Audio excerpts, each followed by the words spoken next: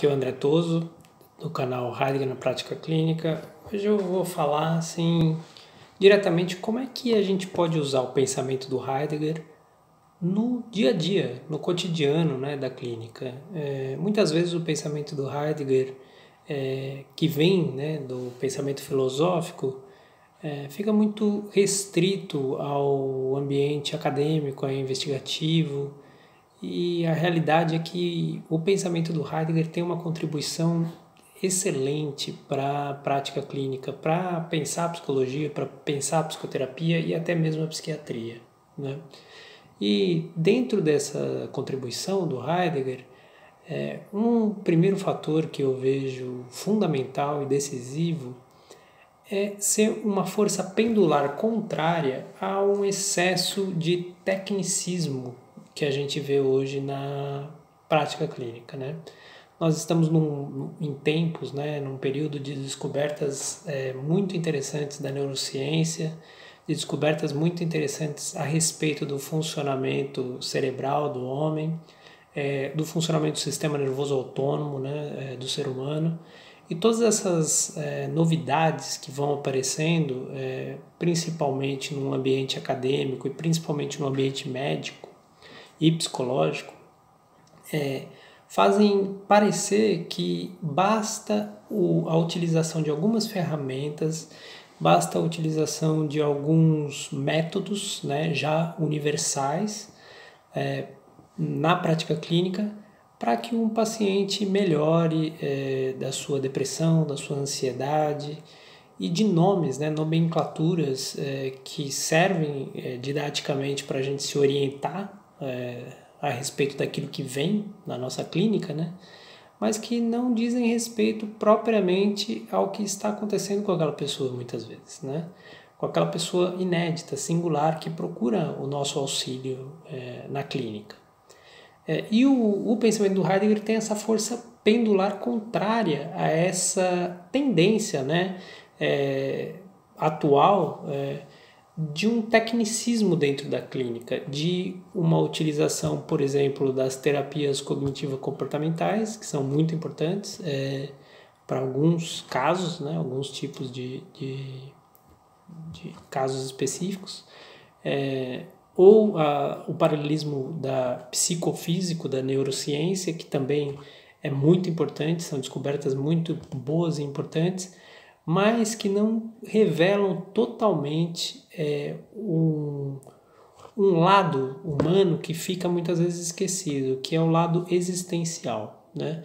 Então, a filosofia do Heidegger vem trazendo para aqueles que se interessam por psicologia, por psicoterapia, uma leitura que nos leva a refletir a respeito dessas descobertas que estamos vendo e presenciando hoje em dia, né?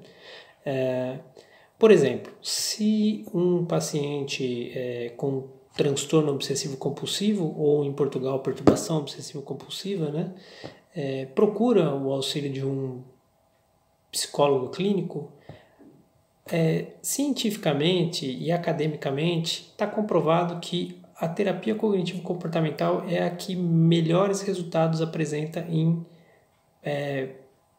médio prazo, né? Mas o que acontece?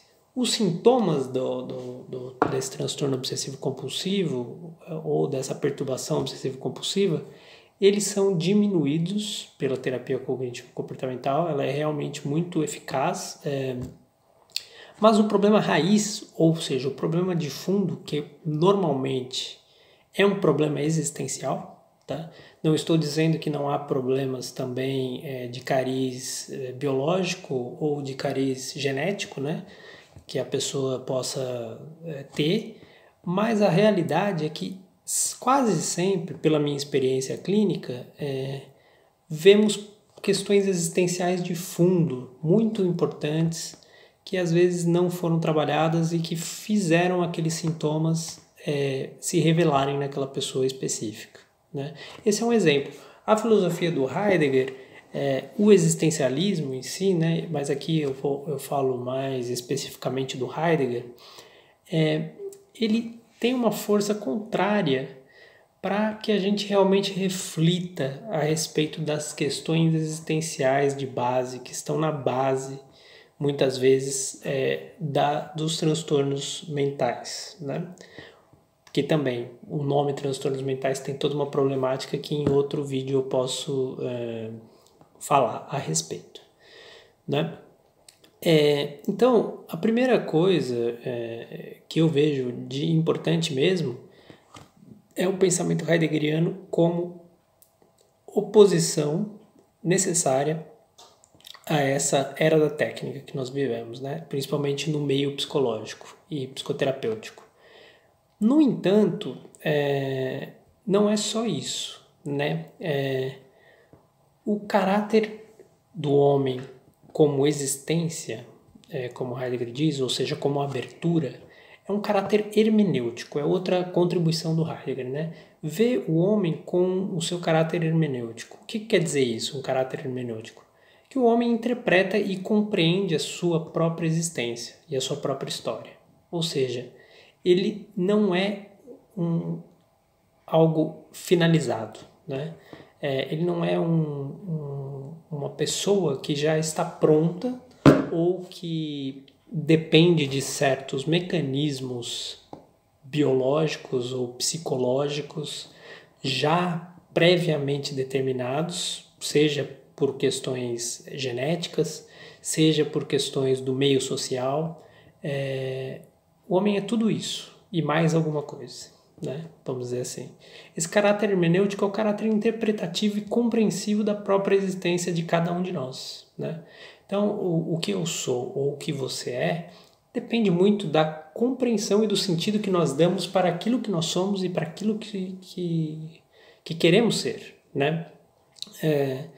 Então, esse é o segundo ponto que eu diria que é fundamental, que Heidegger traz muito fortemente para aqueles psicólogos e psicoterapeutas interessados na sua obra, né? Nesse sentido, quando a gente vê o homem como hermenêutica, como interpretação e compreensão de si mesmo, né, nós assim vemos uma clínica do autoconhecimento, do autoconhecimento verdadeiro, né? Uma clínica em que o objetivo final não é a cura propriamente de uma doença, né, mas é a compreensão de si, né? E quando um paciente compreende a si mesmo, ou compreende algo, né, a respeito de si mesmo e do mundo, ele dá um passo no sentido de deixar para trás certos modos de ser que privavam a sua existência, que dificultavam a sua existência e que poderiam se revelar como depressão, como ansiedade, como transtorno obsessivo-compulsivo e outras tantas perturbações mentais que a gente conhece. Mas o que é importante? Não é se é a depressão, se é a ansiedade. O nome é mais didático, né? É mais orientação, é uma forma de orientação.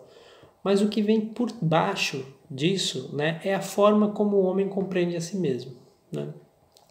Muitas vezes, de tanta repetição que a pessoa ouve que a depressão está aumentando, a ansiedade está aumentando, ela conclui por si mesma que ela está deprimida ou conclui por si mesma que está ansiosa, quando muitas vezes ela simplesmente tem problemas existenciais, né?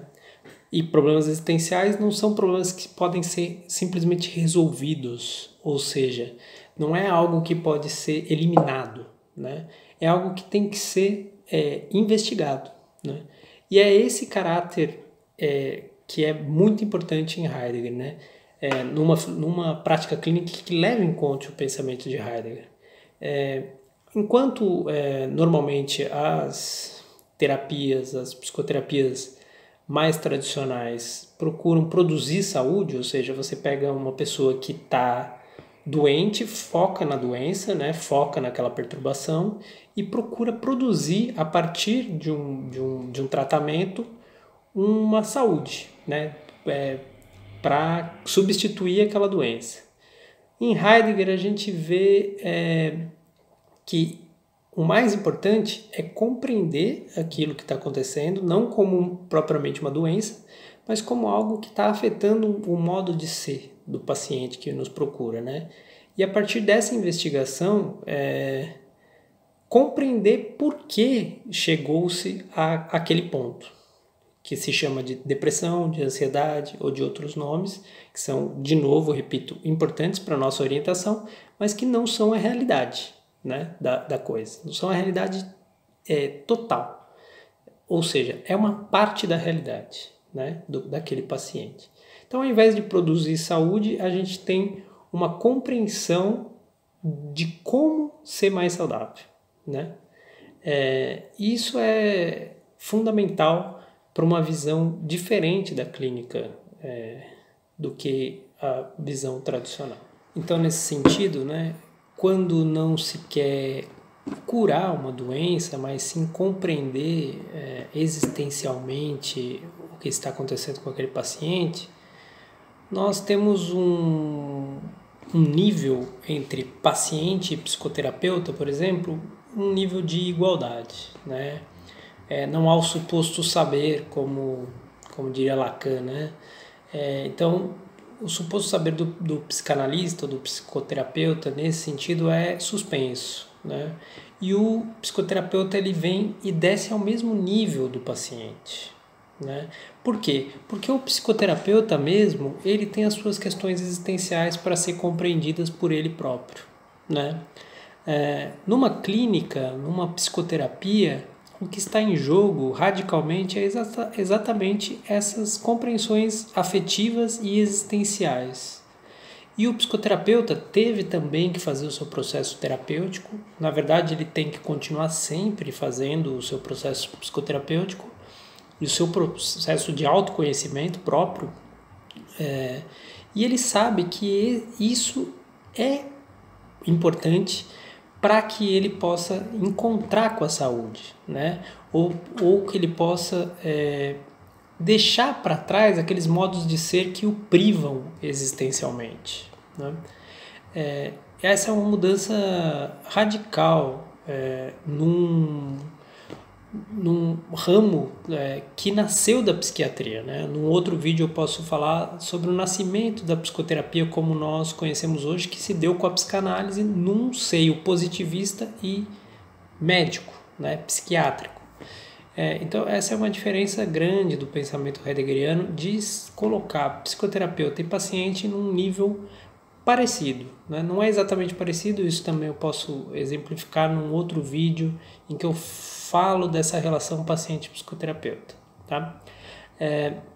Dessa forma, o que o Heidegger nos convida a fazer na clínica, mais precisamente num livro que se chama Seminários de Zolikon, que é o encontro de Heidegger com psiquiatras, psicanalistas e psicólogos, em que ele fala um pouco da filosofia dele e como a filosofia dele pode auxiliar, né, a pensar a psicoterapia. Ele vai nos ajudar a inserir no pensamento da clínica um pensamento meditativo, ao invés de um pensamento calculador, né? É uma diferença grande, né? O pensamento calculador é um pensamento que vem das ciências naturais mais duras, que vem da matemática, que vem da física, né? Um pensamento fundamental para diversas áreas da vida humana, mas numa psicoterapia o pensamento calculador não é suficiente. Por quê? Porque numa psicoterapia nós estamos falando de afetos, de sentimentos, né? De questões do ser humano que não são questões propriamente matemáticas, né? Não são questões propriamente objetivas. São questões que cada ser humano, cada um de nós, passou por determinadas coisas durante a sua existência, tem a sua história, tem os seus sentimentos, e uma psicoterapia vai trabalhar os sentimentos da pessoa, porque são os sentimentos das pessoas que fazem elas terem problemas, né, de saúde mental. Então, quando a gente trabalha com os sentimentos, com a afetividade de uma pessoa, a gente não está no nível de um pensamento calculador. A gente está no nível de um pensamento meditativo, né? Qual que é a diferença de um pensamento calculador para um pensamento meditativo?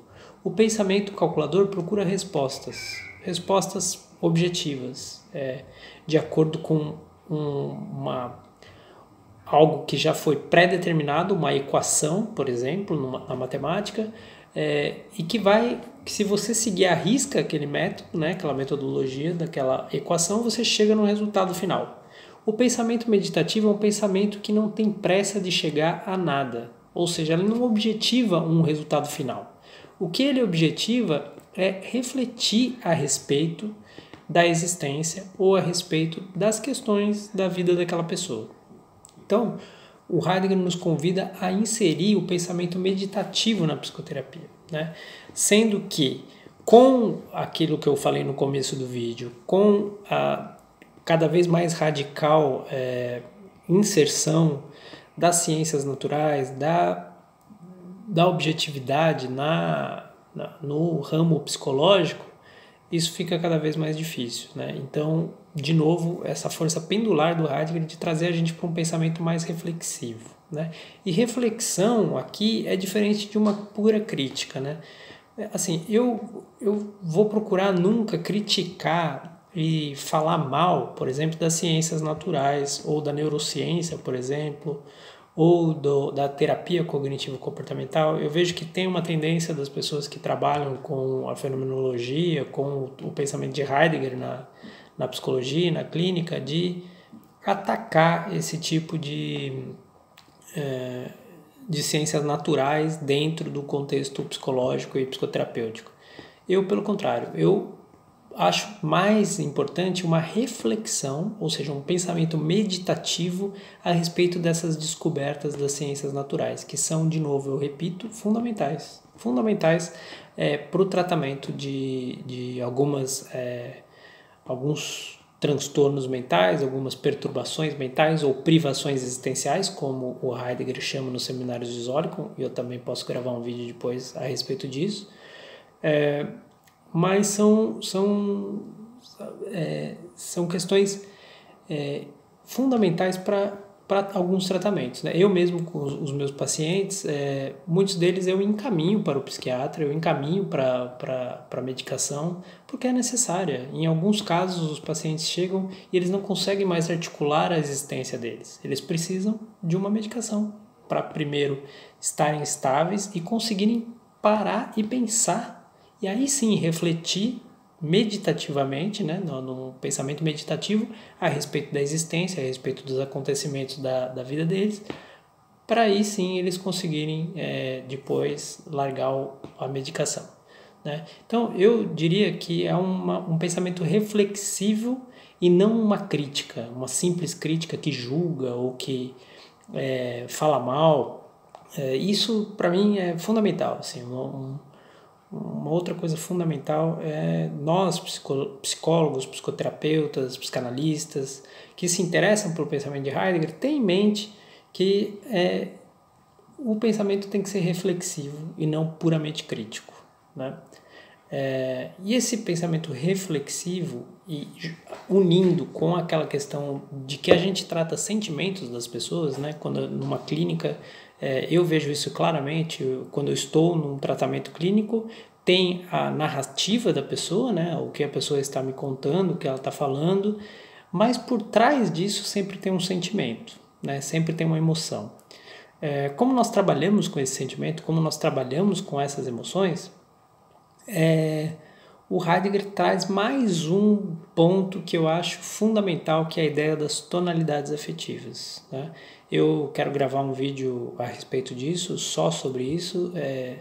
Tonalidades afetivas foi um dos temas da minha tese de doutoramento na Universidade de Évora, e eu acho que as tonalidades afetivas, essa contribuição do Heidegger é uma das principais para a gente pensar o pensamento do Heidegger na prática clínica, né? As tonalidades afetivas vão nos fazer observar o homem, né? O ser humano, de uma outra perspectiva, uma perspectiva em que os sentimentos e a parte afetiva do ser humano é colocada em primeiro lugar numa psicoterapia, de fato. E não a parte simplesmente cognitiva ou simplesmente um inconsciente, algo como um inconsciente, algo que não está consciente e que pode vir à consciência. Na verdade, as tonalidades afetivas elas estão sempre aí, mas adormecidas, né? E elas podem ser despertadas. Não é uma inconsciência, né? É algo simplesmente que foi esquecido. Assim como o ser para Heidegger foi esquecido, né? A pergunta fundamental pelo ser, as tonalidades afetivas também foram esquecidas. E numa clínica hoje é fundamental a gente relembrar, recordar das tonalidades afetivas, da afetividade como centro de uma psicoterapia. Tá? Então, as contribuições de Heidegger para a prática clínica são inúmeras, né?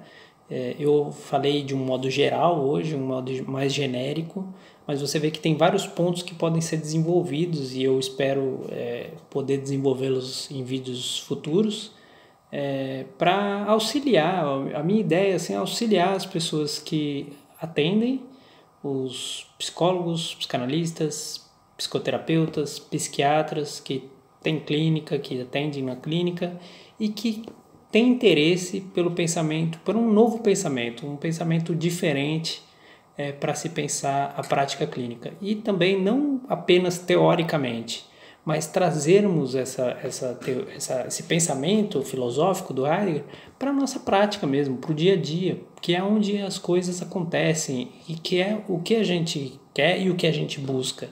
É auxiliar nossos pacientes. Eu, pelo menos, penso assim. Né? O objetivo final é auxiliar o paciente. Não interessa se é terapia cognitiva comportamental, se é psicanálise, se é psicologia evolutiva, se é fenomenologia, se é design análise.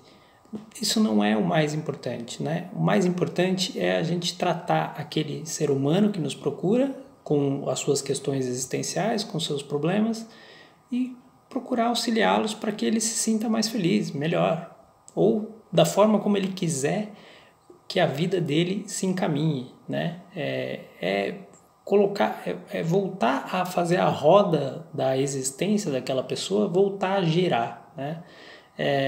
E para isso a gente precisa acompanhar os sentimentos dessa pessoa, né? Um acompanhamento, não de uma interpretação, não de um julgamento daquela pessoa, mas de um acompanhamento, né? De zelar por um espaço que é a clínica, um espaço que seja um espaço em que as tonalidades afetivas possam ser despertas, que o pensamento meditativo pode ser desperto também, e que a reflexão venha em primeiro lugar e não a simples crítica. Né?